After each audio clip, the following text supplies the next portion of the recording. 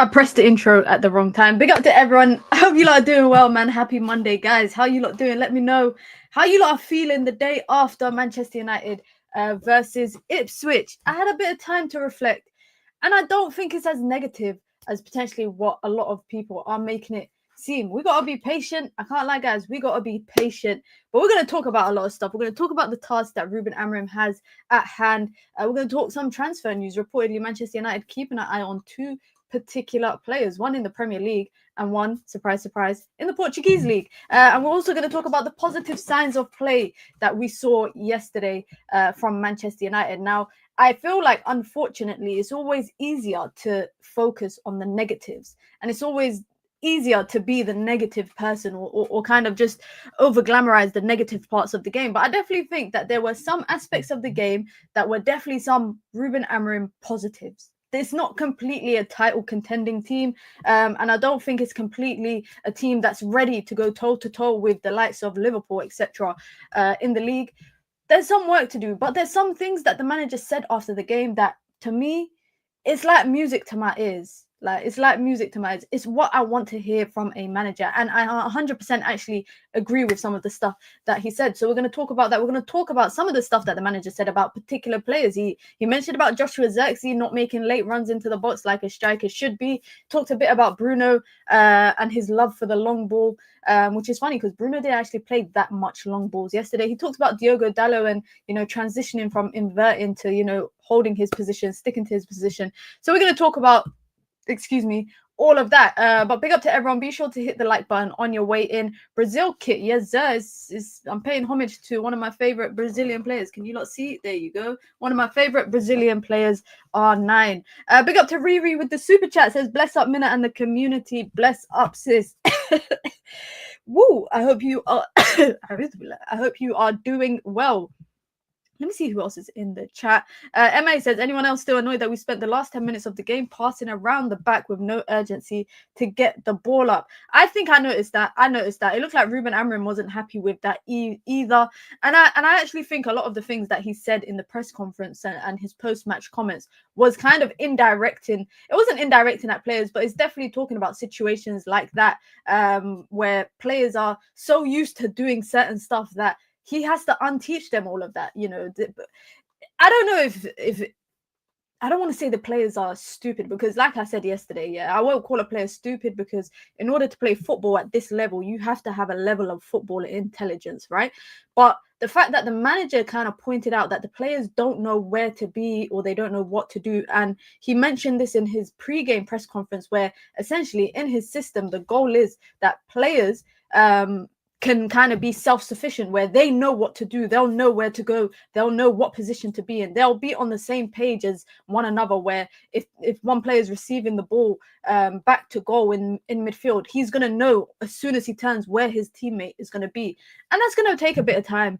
That's going to take a little bit of time, and we have to be patient with that. The question is, do you guys have time to be patient? Because I feel like a lot of people expected immediate results yesterday. I mean, the guy, Ruben Amorim, had 2 training sessions, I think, 3 if you're counting the people that returned from international break. He only had 1 session with the people that returned from international break. We have to be patient, guys. We have to be patient. And that's why I've said, after a couple of months, I will definitely be able to kind of analyze things in a lot more detail. But people are doing so much analysis over that game about Ipswich, and I saw people saying that Ipswich was the better team and United were fortunate to get a point. I don't think that's necessarily the case, because when you've got a good goalkeeper, that's not down to being fortunate. That's down to having a damn good goalkeeper. So let's give credit where credit is due to Andre Onana for the saves that he made that kept United in the game. I don't know why people like to label good saves from a goalkeeper as luck. It wasn't luck. If there's a video that I saw circulating on Twitter, a pre-game warm-up that Onana was doing, and it was exactly like the big save that he made in the first half. So clearly they were practicing specific kind of environments or specific type of saves pre-game in anticipation of what to expect, which, like I said, guys, this is only the first game. I don't know how we can overanalyze it, but anyways, we got a lot to talk about. Let's talk with some transfer news before we actually get into the details. Reportedly coming from Graham Bailey, Manchester United are monitoring Wolves player Matheus Cunha. Now, I said this in a couple of days ago to my friend. We were talking about Wolves in particular, and I was saying if Man United had gone out and brought Cunha in the summer instead of a player like Joshua Zirkzee, I would have been all for it. I would have really been all for it. Now, I'm sure you lot saw his goal on the weekend. Like, I'm sure you saw. I think he scored 2 goals and an assist on the weekend. I would take him in a heartbeat at Manchester United. And I think what Manchester United lack in that front line is the physical. Like, for me, Højlund is not a physical player. And what I mean by that, yeah, I don't mean he's not a strong player, because if you're a physical player, 9 times out of 10 or 8 times out of 10, definitely more than 50% of the time, you're going to come out on top with your physical duels. I don't feel like Højlund does that. And I know that, you know, we speak about him wrestling players and whatnot, but really and truly, how many times does he come out successful in those physical duels? Not so often. And I feel like Manchester United lack that in their team. I mean, across the entire team, we lack a lot of physicality, right? We lack physicality, we lack intensity, we lack players that have technical ability as well in that front line, kind of all in one. We lack all of that in one. And you look at outside of the traditional big 6 teams, and you see the kind of players that are in the. You look at João Pedro, you look at Cunha, for example. That's just 2 players in particular that I'm naming. But you know, you look at Delap as well, another player who has a technical ceiling, but also has the physical strength and the attributes to, you know, cause a nuisance in that backline. Manchester United lack that up front. They lack that up front big time. And it's not something that I think you can coach into players. Like, I don't think with Højlund that the strength side of the game, you know, winning his physical duels, I don't know if that's something that can be coached into him in comparison to the decision-making maybe aspect of his game, which I said it yesterday, it needs a lot of work. It needs a lot of work. Cunha and Ain't Nuri from Wolves, please. I don't see United getting Ain't Nuri. I would like, I don't know. He's on my list of top 5 left wing backs for United to get, but he's not up there. I think he's maybe like 3rd, I think. But again, Wolves are not going to make it cheap, even if United are just monitoring, you know, because we do this a lot. We monitor players. It doesn't mean we're going to sign them. But Wolves are not going to make it easy for anybody to sign any of their star players. Big up Mina, big up Nadir. I thought when Rashford scored 1 minute in, I was scared about losing that $100 bet. But afterwards, he was anonymous. Striker is in the position for Rashford. We're going to talk about Rashford because, again, he's another one that's been a big topic of discussion after yesterday's game. And I'm thinking in that front line, you know, I actually think Rashford starts in that front line over Højlund and Zirkzee on the weekend, not because he's the better option. I just think it's because he's the better of the bunch. Like, that's it. And that's not necessarily like a compliment, because we're going to talk about Rashford. We're going to talk about Rashford. Another player that Manchester United are also interested in, we've spoken about this as well, is Giovanni Quenda from Sporting. Manchester United reportedly have intensified their efforts to sign Quenda and are preparing a 60 million plus bonuses offer for him to arrive next summer. Sporting are open to negotiating with United at that price. And that is coming from a strong source in Portugal. I think is one of the biggest Portuguese sports platforms reporting that. So we're going to kind of keep an eye on that. But let's talk about 60 million. Yeah, 60 million euros. I'm pretty sure he's got a release clause. I don't know. I'm pretty sure he has a release clause, but reportedly they're willing to negotiate it. But let's start with this. Let's talk about Man United's starting team yesterday. This is what Amorim went with. For me, I think there was only one player in the outfield players that stood out to me. 2 players. But I don't want to be too biased because people accuse me of being biased all the time. But for me, Nazir Mazraoui is levels above anybody in that Manchester United team. Like, and that is a huge compliment to him. But also, it makes me laugh because I remember so vividly, guys. I remember so vividly during the summer transfer window, doing the daily streams here on the channel. And I remember people in the comments were having a meltdown about Manchester United potentially losing Aaron Wan-Bissaka in replacement of Nazir Mazraoui. Like, let's put it like this. Man United paid 13 or just under 13 million pounds for Nazir Mazraoui. I don't care what anyone says. In terms of price, he is the best signing that any team has done this summer because of the price, because of the ceiling that he's kind of raised at Manchester United, his technical ability. You put him at right back, you put him at left back, you put him at the back on the right of a back three, and you saw this. I think the biggest difference between a Johnny Evans and a Mazraoui, and like I said, I'm not going to lay on Johnny Evans too much because the guy's nearly 40 years old. He didn't come to Manchester United to play this much football, right? And he's only playing, I think, because of circumstances.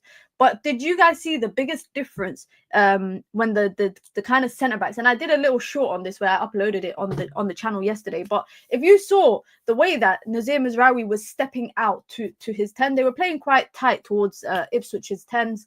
Evans was doing the same thing to Hutchinson. However, Hutchinson managed to have a field day against Johnny Evans because on one side he's got Johnny Evans, he's got Casemiro, but someone that's not looking over his shoulder. Whereas Nazir Mazraoui, when he was playing tight to the 10, I forgot what his name is.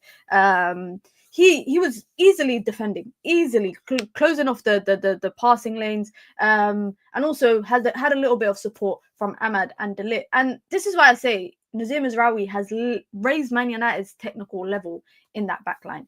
If Man United had every player that was on the level of Mazraoui in terms of on the ball, defensively, and I think the biggest attribute in this Amorim system for the defenders are going to be people who are good on the ball. I look at De Ligt, and I don't think De Ligt had an amazing game yesterday in terms of impact, but I do also think that there was certain situations in the game that kind of took him out. So in particular, when United were playing out from the back and Onana would be, looking at his options, they're not going long because they're trying to play it on the floor. De Ligt would kind of go out into the more defensive midfield area, and Evans and Mazraoui would drag out a little bit. So by doing that, he's already kind of taken himself out as an option because Delap is pressing him, and obviously Onana is going to go out and play it to Evans. He's going to play it out to Mazraoui, and they're going to keep recycling, passing until they eventually get somewhere with it. And I brought this up yesterday. Manchester United had over 600 passes in the game, and over 400 of them came in their own half throughout the 90 minutes. So there is still some work to be done, but in terms of the team, I would say Amorim started with yesterday.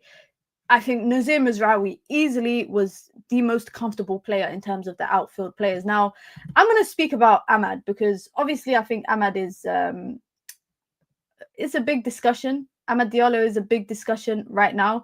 But we saw what he can do from right wing back. And I definitely feel like coming into the game, I said I understand why Amorim has chosen to play him at right wing back. I don't necessarily agree with it, but I understand it. And I feel like he is more suited. It's easier for him to play at right wing back in comparison to playing a Dallo or a Mazraoui, etc. And having Mazraoui and Ahmad next to each other, I don't know if you lot noticed it, but that is Manchester United's most technically secure area on the pitch in terms of in possession. With Mazraoui and Ahmad on that right-hand side, and we saw it yesterday, most clearances, second most sprints, second highest top speed, most dribbles, most assists. Now, of course, he got the assist for that one goal, but it's also the manner in which the goal was created. And I don't think it's just that. I also think it's his ability to continue getting forward and, playing as a wing back. I feel like in the Premier League in particular is a shift. Like, you have to be able to get up and down the pitch a lot. And you look at maybe a comparison can be to Diogo Dallo's performance, where Diogo Dallo, I don't think, stood out that much. I don't know. I got a bit of a hot take on Diogo Dallo where I don't know if he's a I don't know how to say this. I don't want to say he's bad because I don't think he's bad, but I just don't think I think there's a life for Manchester United without Diogo Dallo eventually in the team.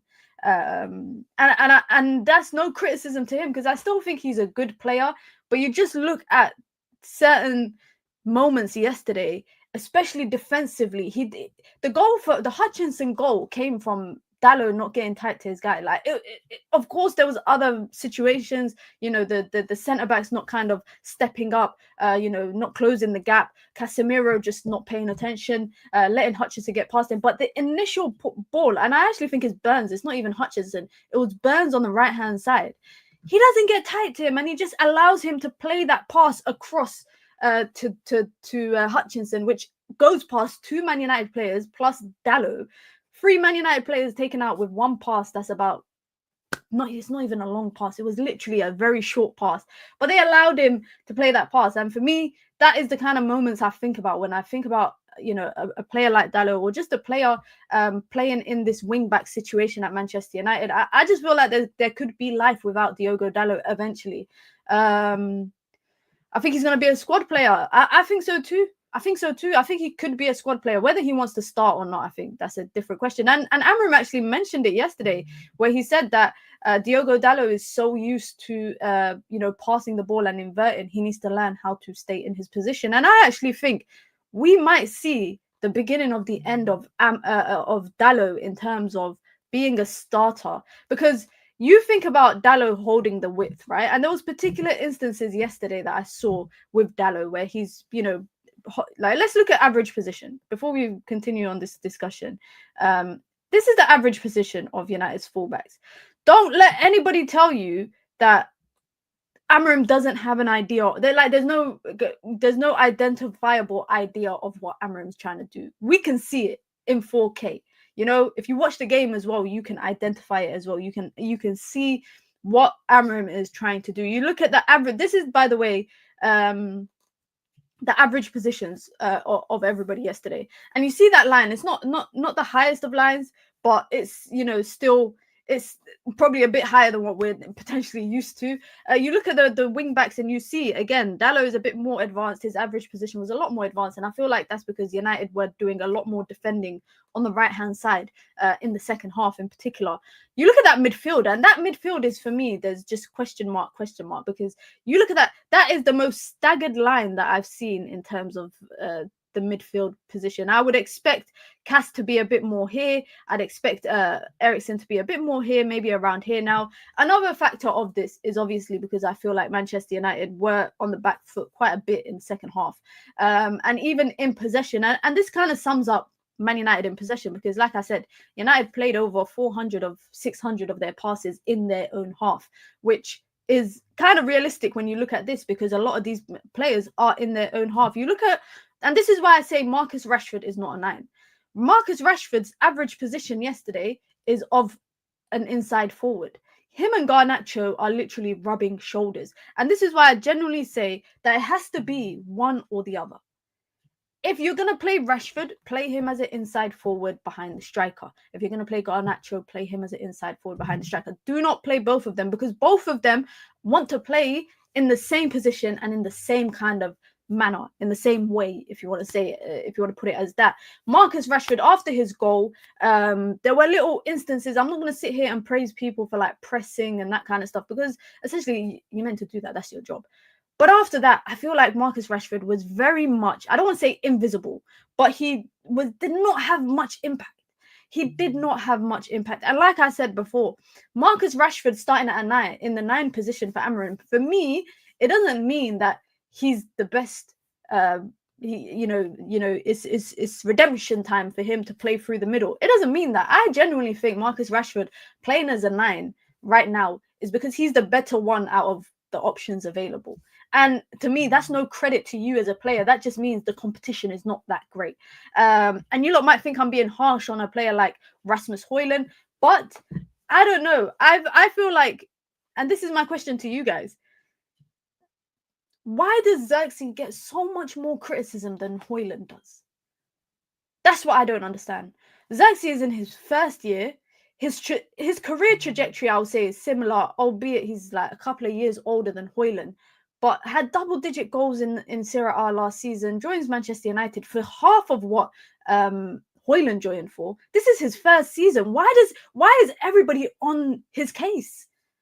But yet nobody is criticizing. And when people do criticize or don't criticize Rasmus Højlund, they will be like, oh, he's still young. He's still young. Well, if we're going off of that logic in terms of age, Joshua Zexi is 23. Højlund is what, 21?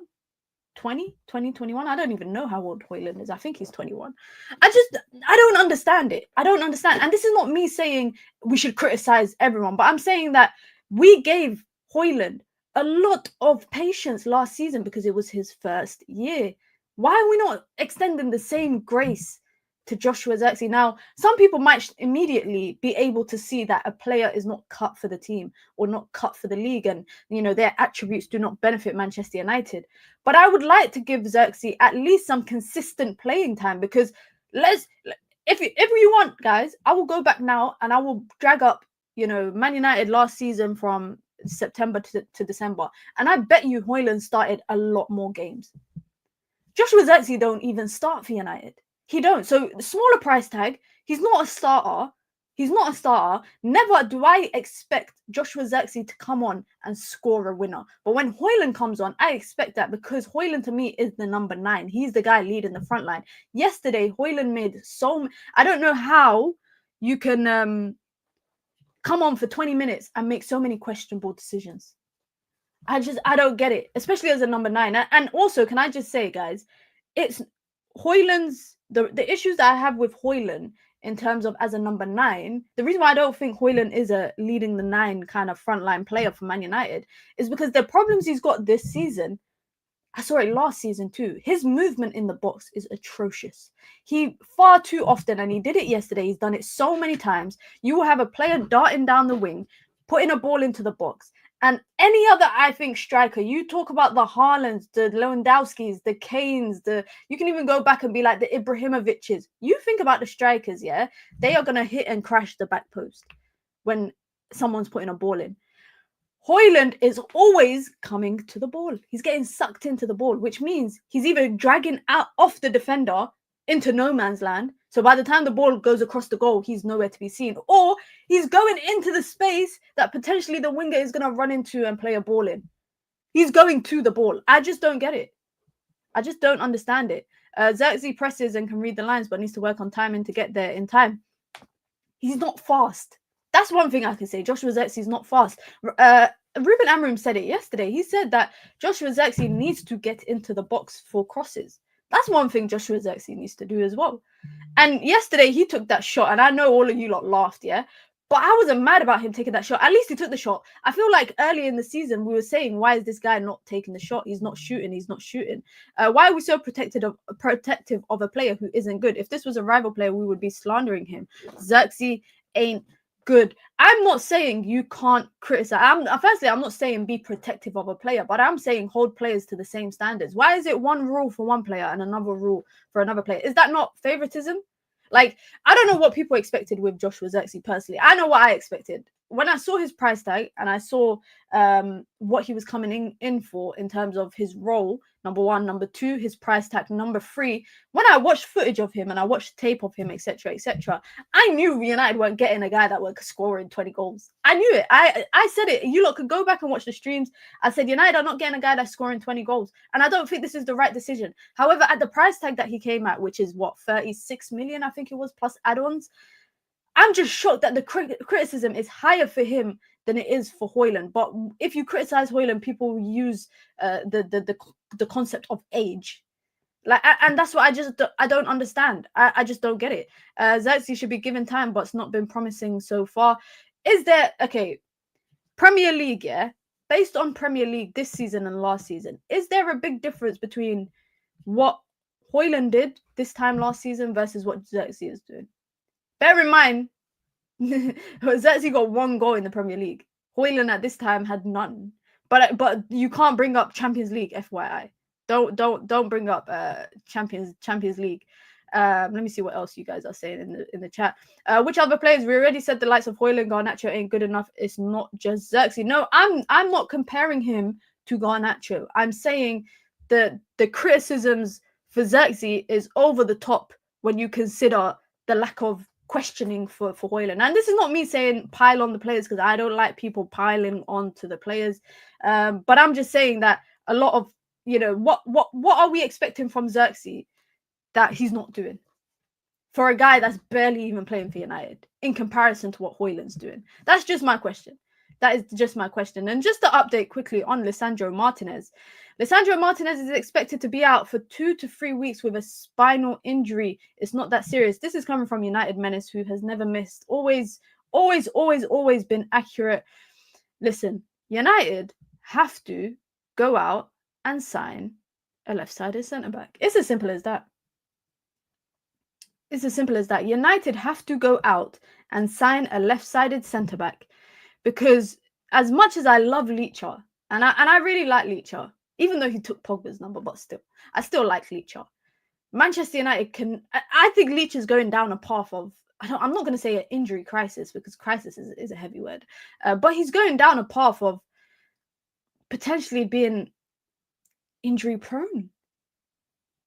He potentially is going down that path, and in a system, I think, with Ruben Amorim's and this is just based on assumptions, right? This is just based on assumptions, but we're going to need to have the most agile, the most mobile players in that backline. And I even think if Luke Shaw stays fit, United will keep him as a left-sided centre-back option. I think Johnny Evans will leave in the summer. I mean, the guy's going to retire, right? And with Leacher kind of, it's like he's in, he's out, he's in, he's out. Like 1 minute he's available, next minute he's not. Like 1 minute he's available, next minute he is not. And it's unfortunate because, like I said, players can't always control their body. He went from, by the way, having an ankle problem 2 seasons ago to like having I think it was a thigh problem or a hamstring problem, and now he's having a spinal injury. That's very, very worrisome. That is very, very worrisome. But that is all the news in terms of injuries, transfers, etc., etc. Let's talk about Ruben Amorim, because, boy, this guy looked stressed on the touchline yesterday. He did not even celebrate. He didn't even celebrate the goal from Marcus Rashford. He did not even celebrate the goal. Now, he spoke after the game, some good insight, I think, in the press conferences, and also when he was speaking to Sky Sports. He said we started very well, but then we should have more possession with the ball and keep more of the ball. Sometimes when you have more of the ball in defense, the rest of the guys were too stuck because they were thinking where they should be. Again, like I said, he's just it seems like he's just not firing shots, but he's just pointing out maybe potentially what a lot of fans knew. It's the decision making of the players, i.e., players get the ball and they don't know where they should be. Their teammate has the ball. They don't know where they should be to, potentially provide an outlet option for them, or, be able to recycle possession, keep the ball ticking, keep the ball moving. The players don't know where to be. And he mentioned this quite a bit yesterday. He spoke about Manchester United players. He said they are thinking too much. And that's because things are now different. Some details, they used to pass the ball and go forward, and now they have to go back. These type of things, they have to think too much. And in terms of changing from the old setup to the new setup, i.e. Ten Hag's way to Amorim's way, he said that, players like Diogo Dalot used to do it. He would pass the ball, then go inside and play in the midfield. Now he has to learn to stick to his position. And this is probably what he said that stuck out to me the most. And I actually posted this earlier today. He said, we have 2 ways. And like I said, this is music to my ears. He said, we have 2 ways. We either forget about the new idea and try to cope, so next year we'll have the same problem, or we start now, we risk a little bit, suffer a little bit, and in the next year we will be in a better place at this point. I 100% share the same thought and sentiment with. I absolutely agree with Ruben Amorim in terms of the fact that if you do not persist with something now, this time next year, you're just going to be in the same position. You are just going to be in the same position. And I said this yesterday after the game. United fans, strap in, because it might be a little bit of a bumpy ride. There might be some difficult games. There might be some, difficult results. But I promise you, we will probably be able to identify a lot more throughout the season if Ruben Amorim persists with this. It's as simple as that. I've seen people saying, bro, I saw yesterday people saying there's no difference between Ten Hag against Crystal Palace and United against Ipswich. And I thought that surely we can't be this stubborn, guys. We cannot be stubborn to say that there is no difference, because the difference is there. Whether it's out of possession, it's there. In possession, it's there. The difference is there. The result might not be the same, but you can identify specific patterns and specific moments throughout the game. I was able to identify it. I even did a video breaking it down of the stuff that I managed to identify. Now, I get some people want immediate results. Some people want immediate results. By the way, this is a manager who I think it's more difficult to come in halfway through the season than it is to come in with a full season. He doesn't have a full season. He's literally got half a season, and then after that, he's got 2 years. He's got 2 years. He's signed a 2.5 year deal. It's not like other managers who signed 3 years, 4 years, etc. He's got 2.5 years, and he's using this half year, could I say, this half of a season to kind of grind out the difficult parts of the system that he's trying to build. And he said it himself, we start now, we risk a little bit, and we suffer a little bit, and in the next year we'll be better at this point. And I'm all for it. I am all for it. Now, if it comes to this time next year and Manchester United, there's no difference, there's no change, or if Manchester United this time next year decide to regress and go back to the old system because, you know, he says, I can't play the way that I want to play, I don't have the... This is why it's important for me in the summer window for Man United to go out and buy the assets that are needed for the system, for the way to play. Manchester United lack physicality. Like, it's no secret. I watched that midfield yesterday. I said this midfield lacks, forget physicality, they lack intensity. Go out and maybe sign a believer from Brighton. That's me wishful thinking, and I'm just mentioning the name. But Man United need to go out in the summer and buy assets that are a physical assets. They have intensity. They have those kind of levels that you need, because I think, and some people don't agree with me, but I think the players that Man United have and that Ruben Amorim inherited, and I'm talking about the entire squad, it's the most random combination of ability. It's the most, you got players that are, you know, dribble merchants, you got players that are, you know, possession merchants, you got players that are running behind, like it's a combination of the most randomest type of profiles and players. And that's why I said the team that Amorim is inheriting from Erik ten Hag is a predominantly Erik ten Hag team. There's only 7 or so players that came in before Erik ten Hag. And that also kind of goes further into my point that not only is it weird that Erik ten Hag brought a lot of players that were just random combinations of profiles and attributes, but he didn't even know how to use those. So now you've like that, and that's why I don't get, you brought in players, but you don't even know how to fit them in. And you know, a player like Joshua Zirkzee, we could argue is not a Ten Hag signing. We could potentially argue that. A player like Ugarte, we could argue, is not a Ten Hag signing. The similarities, the players, patterns of play won't matter if the players can't execute set instructions. The midfield needs sorting out as well as players' fitness. I think there's a lot of things that need to be sorted out outside of potentially player fitness. For me, like I said, the biggest telling point was decision making. And I'm so glad that Ruben Amorim pointed it out after the game. I watched Alejandro Garnacho 3 times mess up a counter-attack for Manchester United, because the decision that he makes is the wrong decision. It's the wrong decision. Man United get a counter-attack. Garnacho is the one leading it. There was 3 specific ones that I saw. And he's running. Doesn't play the pass because he's looking for the contact for the foul. And for me, once you already go seeking out the contact for the foul, you've already lost the battle there. You've already lost the battle, because 9 times out of 10 you might not get the contact, you might not get the foul. And that was 3 particular moments I think that messed up the counter-attack. Then, for example, I can mention Rasmus Højlund. You know, his decision making, and you know, where you expect the instinct of a striker to take a shot. There was one particular thing which I've been dying to see Højlund do, by the way, is beat a man. Get the ball at his feet, get past the striker. When you see your number 9 cutting off onto his preferred foot on the edge of the box or just inside the box, you're thinking, yeah, he's dipping that into the bottom corner. He's going to curl that in. He went for the pass. And that's why I say that we can talk about the lack of fitness in players. You know, they're not able to run for prolonged parts of the game. But you can run all you want. If you cannot make the right decision, it means nothing. It means absolutely nothing. Big up to Riri with the super chat, says, let's get the lights up. It helps the channel a lot. I haven't even checked the lights, guys. I'm a disgrace. We haven't even hit 50 likes, guys. You guys are killing me right now. You lot are killing me. You're here talking, getting involved in the chat. Maybe even some of you lot just listening while you're doing work or you're in class or whatever, but you haven't even hit the like button. For a small channel, it really, really helps with the algorithm. It's the road to 10K, and I'm trying to get there in the next 3 months, so it can really, really help. If you want to join the membership club, you can. It's the pinned comment in the chat. You get your badges, you get your emojis, you get your custom member content, and of course, you get to support the growth of the channel, the ever-growing channel. If you want to support the channel in alternative ways, you can by sending in super chats with your comments, with your questions, with your thoughts, or just to show some love.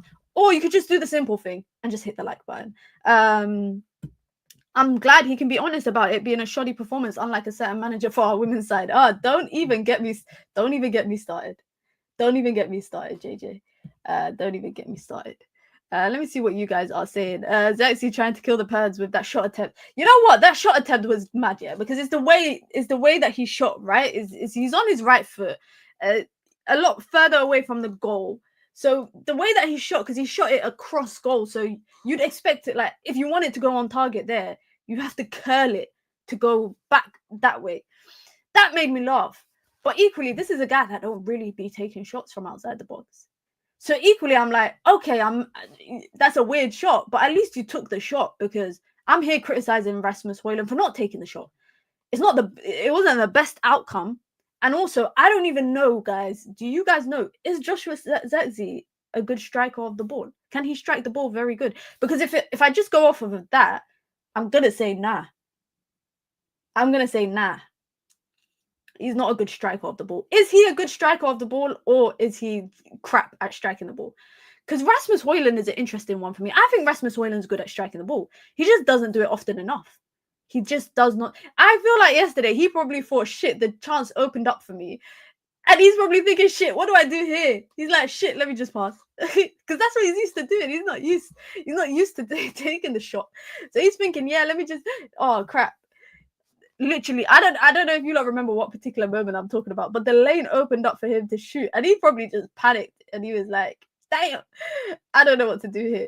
I do not know what to do here. Højlund can finish, but not enough, not used to it. Yeah, I think that might be the biggest thing, that he's not used to getting those chances.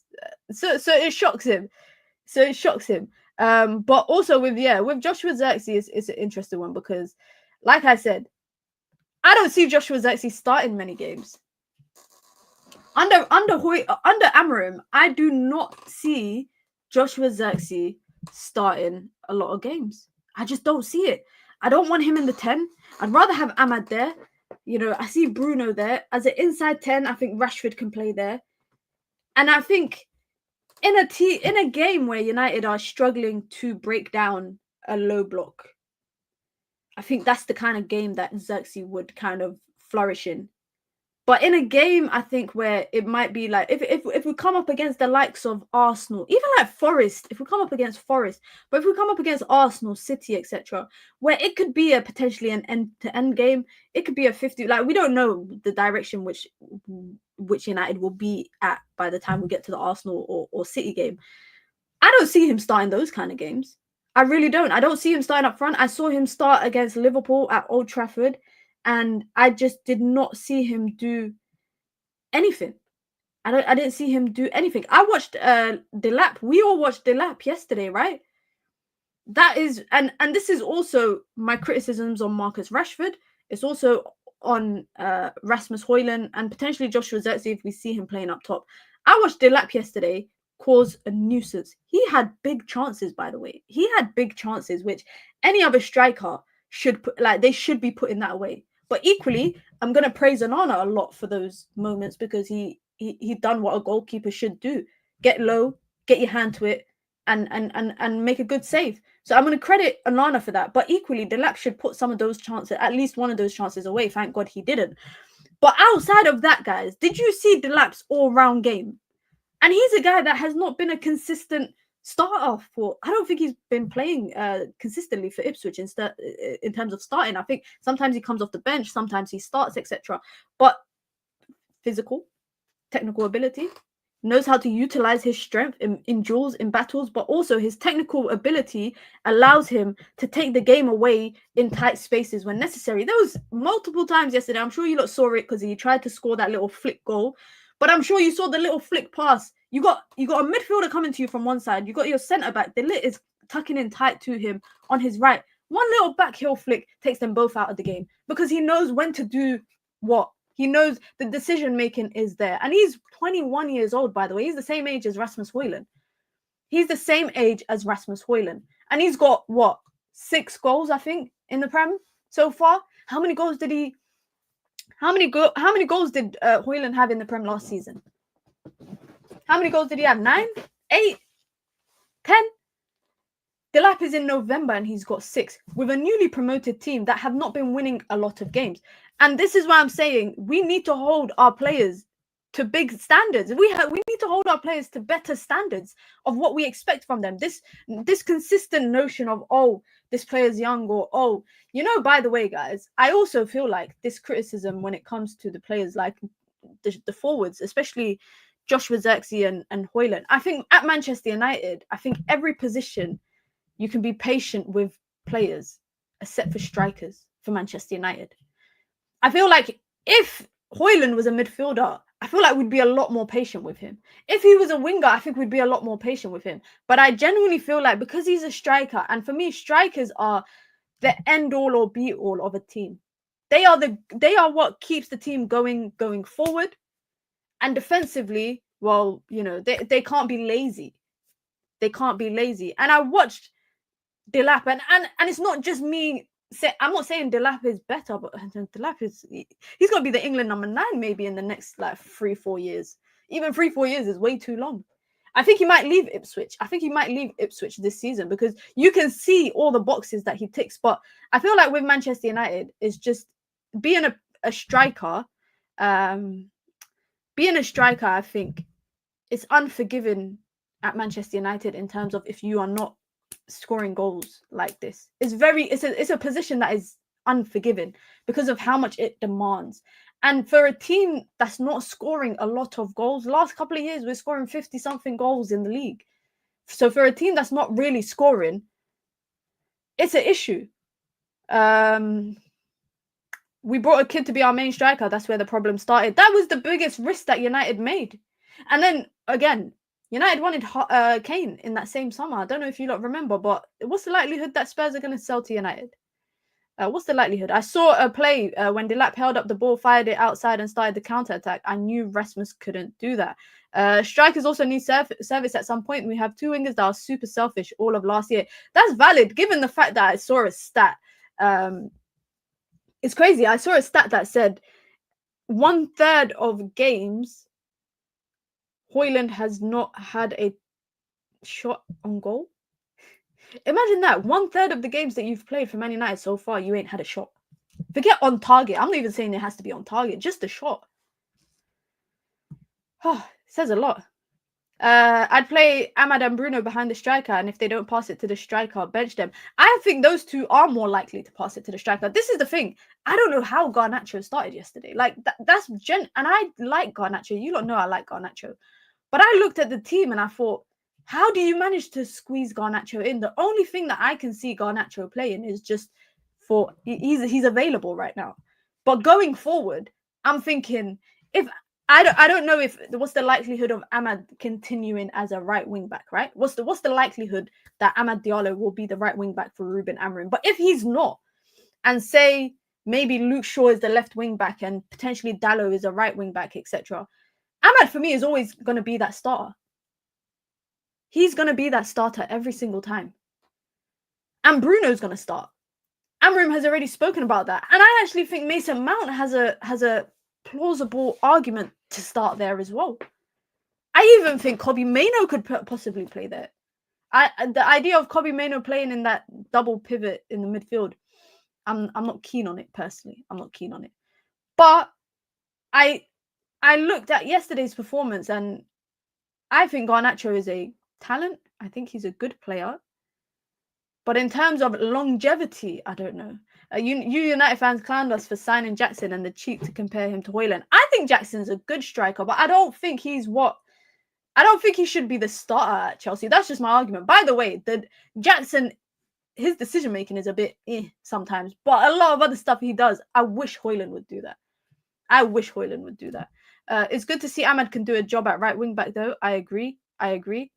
He started because of the international break, just like Cass and Ericsson. That's what Amorim said. Yeah, I know Amorim said it before the game. He said that he went with the players that he's had the most time with, which is reasonable. That's completely reasonable. But that does make me think potentially there's not much space for them, maybe. Garnacho comes off the bench and runs at tired legs. That's his strength. Still young and needs to be grounded. I think that could be the future for Garnacho in terms of throughout the season for Manchester United. Now, like I said yesterday, I don't know if United will go on to sell him. I genuinely cannot predict the summer transfer window in terms of who United might sell. I think they might listen to offers for their most sellable assets, which unfortunately will be the academy players. And I also think, depending on what happens with, I think Ahmad's contract situation will tell us what United are planning to do. If United plan to keep him to a 3-4 year deal, I see someone in that front line getting sold. Not Ahmad, but someone else, if Ahmad stays. If Ahmad doesn't get a new contract and he either A, leaves on a free, or B, has a 1 year extension triggered, I don't know if United will sell one of the players in the front line. You look at Højlund, you look at Garnacho, you look at Xerxes, you look at I think Anthony might be the only guy I think, you know what, he might leave. Other than that, I don't really see anybody else leaving.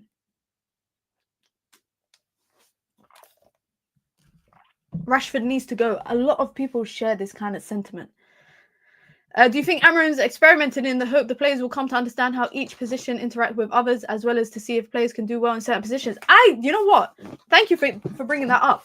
I think that's a very good point, because I think with players playing in different positions, it will help them understand that position more, and it will also help them understand their own position more. So, for example, Mazraoui playing at right-sided centre-back, not that he probably needs it, but Mazraoui playing at right-sided centre-back, it will allow him to understand that position more and how the players next to him impact his position, but also help him understand his more natural position and how that position impacts him. And, we might see it, with potentially maybe seeing one of the forwards or players from the forward line playing a bit deeper in the wing-back position. We've seen it with Ahmad already. But I do also think that these players need to learn. And the fact that Amorim mentioned it, it makes me realize, thank God, it's on his radar as well. They need to understand not just what they need to do in their position, but where everybody else will be. And that is why sometimes some players look like they can't. We talk about link up well and players that can play well together. I don't know if you lot realized early in the season, but there was a time, I think it was against Palace, and even another game where Ahmad was playing on the right, Mazraoui was there, Kobbie Mainoo was there, Joshua Zirkzee was there, and they are all. The four players I just mentioned are players to me that don't require a lot of touches on the ball. They don't require a lot of touches, which is why I think they're able to pass and move. Then the wrong player, and I don't want to say wrong, another player will come and get involved and take too many touches and lose possession. For me, that is a prime example of players needing to be on the same page. Players have to be on the same page. And Amorim is noticing that. We've noticed that. I noticed that ages ago. And that goes down to A, the intelligence side of the game, the IQ side of the game, B, your ability. Because if you're a player that's got a good first touch, or you don't require a lot of, I like players that don't require a lot of touches on the ball. Like, if you're dribbling, okay, cool, that's fine. If you're, running at your fullback, okay, cool. But I like players that do not require too many touches on the ball all the time. Because for me, that invites too much pressure. And once that invites too much pressure, you're more prone to lose possession. Garnacho / Rasmus, Xerxes and Ahmad, Dalot, Ugarte, Mainoo, Mazraoui, Martinez, De Ligt, Euro, my starting 11. So I guess that's Dalot at wing-back and Mazraoui at wing-back. And then the back three, I think Licha will be... You know what, guys? I don't know if you lot will agree with me. I do not think you lot will agree with me, but I do think... I think this guy could be an option for United. And again, like I said, you lot might not agree with me, and that's totally fine. But I think Harry Maguire might be an option for Man United in the central centre-back position. And for me, the biggest reason why is just his attributes on the ball. And that's just this season. I'm not talking about next season. I'm just talking about this season. Leacher is out for three weeks. Johnny Evans, for me, is a prime player. Like, I like Johnny Evans so much as a player.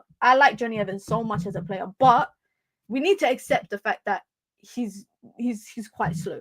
You lot are laughing at me. You lot are actually laughing at me. I don't think Maguire's the greatest centre-back. But let's be honest, after watching that performance on the weekend and seeing how United set up with that back three, I could see him playing at central centre-back in rotation. I can see it happening, guys. I'm not saying he should. I'm not saying he should play every game, but I'm saying it's an option because Manchester United equally saying that need players that are good on the ball. That's it. And you saw what happened to Evans. Maguire is a similar profile. He'll get done for pace. That's the thing. I think it comes to instruction. If this right, I don't see Maguire, by the way, guys. I said it. I don't see him playing left side or right side. I see him playing in the center.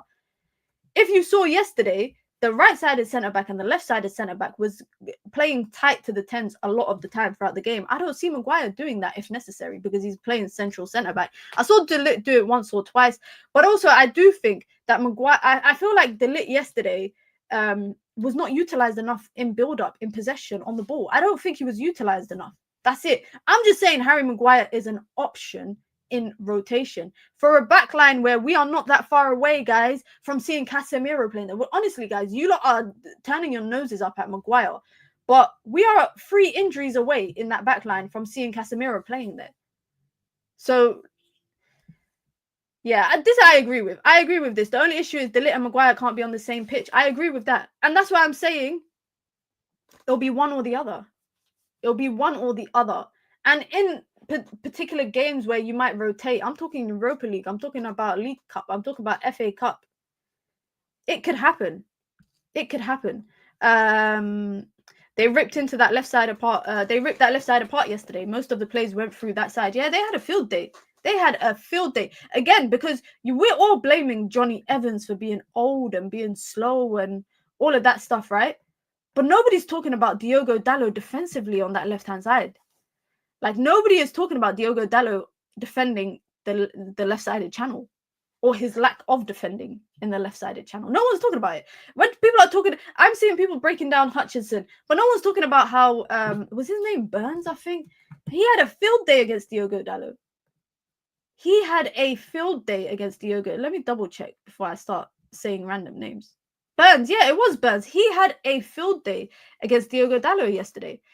And I actually, like I said, that goal for Hutchinson, it came from 10 seconds or 12 seconds of play of Ipswich passing the ball around through that space between Man United's midfield and backline.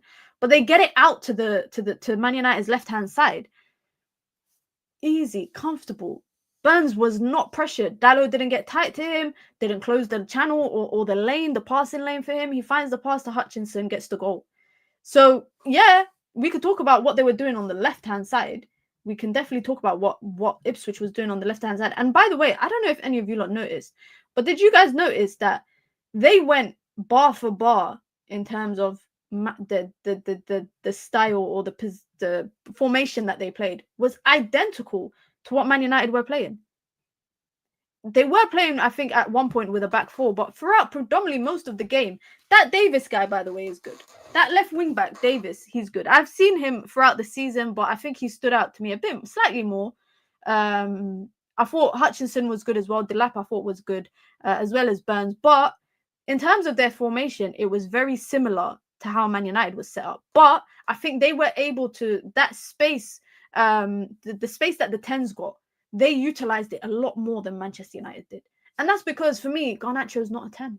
He's not someone that can play in the 10. He's not. I don't know if you lot saw, let me bring up this again as well. Because Garnacho and Rashford, their average spaces was the same throughout the game. They're like, the average positioning for both of them was quite similar. You can't play Garnacho and Rashford both, one up top and one on the left, and expect them both to hold their ground, because they both want to run the same channels. They want to play in the same area. They both want to come drifting off that left-hand side into the central area. So again, Hutchinson was able to utilize his spaces in the 10 a lot better in comparison to what Man United did, because they had Delap, which was holding up the front line.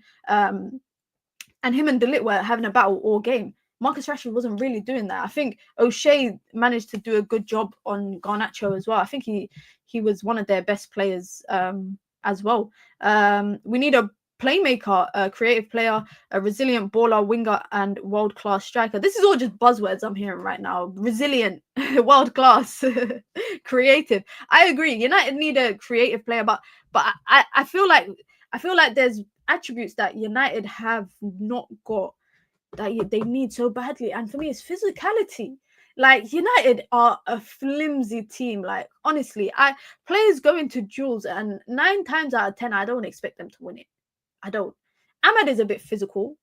De Ligt is a bit physical, I would say. Casemiro, sometimes he's got his days, sometimes good, sometimes shit.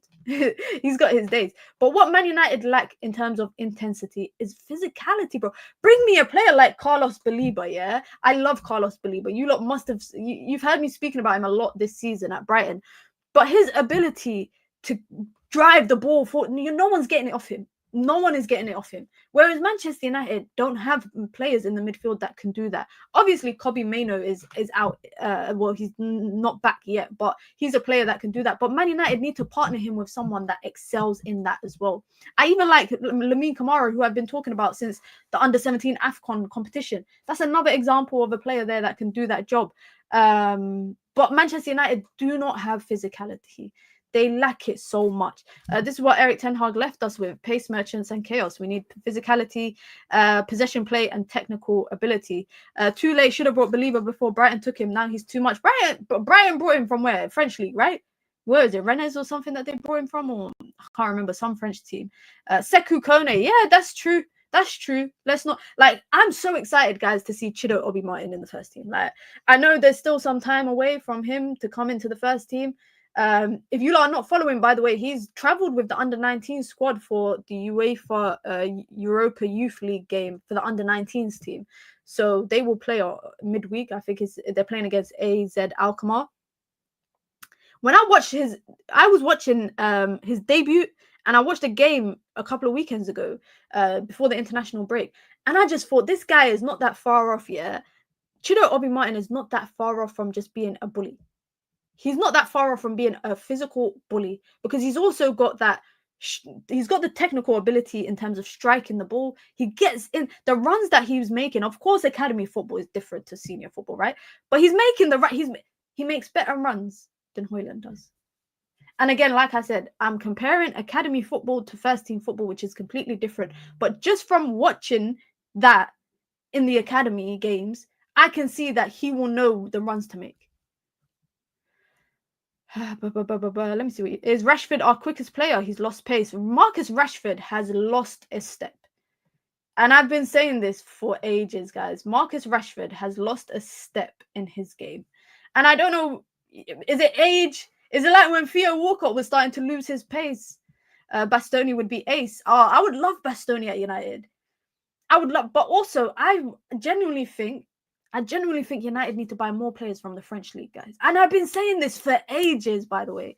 I've been saying this for ages. United need to buy more from the French league. If we're talking about physicality, guys, if we're talking about strength that can transition from one league to the Premier League, you go and buy in the French league. You go and buy. And that is why so many players have come from the French league and have comfortably adapted to the Premier League.